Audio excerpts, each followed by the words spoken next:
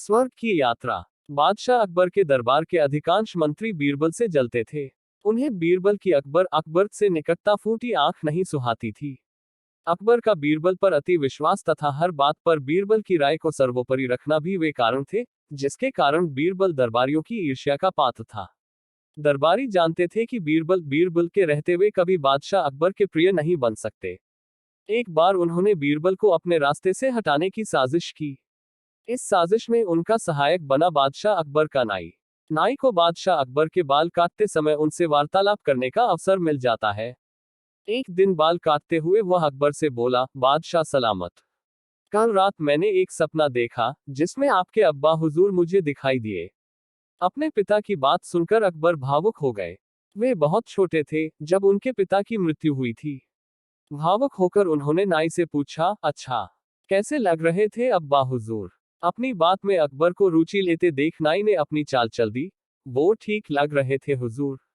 उन्होंने मुझसे कहा कि वे स्वर्ग में हैं और बहुत आराम से हैं। बस एक चीज की कमी उन्हें खलती है। वह क्या? अकबर की उत्सुकता बढ़ने लगी। हुजूर, वहां उनका मनोरंजन करने वाला कोई नहीं है, इसलिए वे खुश नहीं रहते।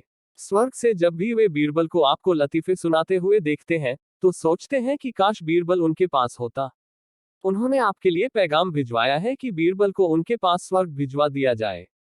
बीरबल अकबर को अति प्रिय थे, लेकिन अपने पिता की इच्छा पूरी करने के लिए उन्होंने निर्णय लिया कि वे बीरबल को अपने पिता के पास स्वर्ग भेज देंगे। अगले दिन उन्होंने बीरबल को अपना फरमान सुना दिया। बीरबल अकबर का फरमान सुनकर हैरान रह गया। पूछने पर अकबर ने नाई के स्वप्न की बात बीरबल को बता दी। बीरबल को समझते तनिक भी देर न लगी कि ये दरबारियों की उसके खिलाफ साजिश है और इस साजिश में नाई भी उनके साथ है। लेकिन अकबर के आदेश की अवहेलना करने का साहस उसमें नहीं था। वह स्वर्ग जाने को तैयार हो गया, लेकिन उसके पहले अपने परिवार के साथ समय व्यतीत करने के लिए उसने कुछ दिन का समय मांग लिया। घर पहुंचकर उसने सारी बात अपनी पत्नी को बताई, जिसे सुनकर वह चिंतित हो गई। लेकिन बीरबल इस विपत्ति से निकलने की एक योजना बना चुका था। योजनानुसार अपनी पत्नी के साथ मिलकर उसने अपने घर के आंगन में एक कब्र खोद ली। साथ ही उस कब्र के भीतर से अपने शयन कक्ष को जाती एक सुरंग भी निकाल ली। कुछ दिनों तक घर पर रहने के बाद बीरबल अकबर से मिला और बोला, जहांपनाह, अब मैं आपके पिता के पास स्वर्ग जाने को तैयार हूं, किंतु आपसे मेरा निवेदन है कि मेरे परिवार की परंपरा अनुसार मुझे मेरे घर के आंगन में ही जिंदा दफना दिया जाए। अकबर बीरबल की बात मान गए और उसे उसके घर के आंगन में बनी कब्र में जिंदा दफन करवा दिया। योजनानुसार बीरबल कब्र से लगी सुरंग से होते हुए अपने घर आ गया। उसके बाद 2 महीने तक वह घर पर ही छुपकर रहा। 2 महीने बाद वो अकबर के दरबार में पहुंचा। सारे दरबारी उसे देखकर हैरान थे। बीरबल के बाल और दाढ़ी बढ़ी हुई थी और वह बड़ा ही विचित्र नजर आ रहा था।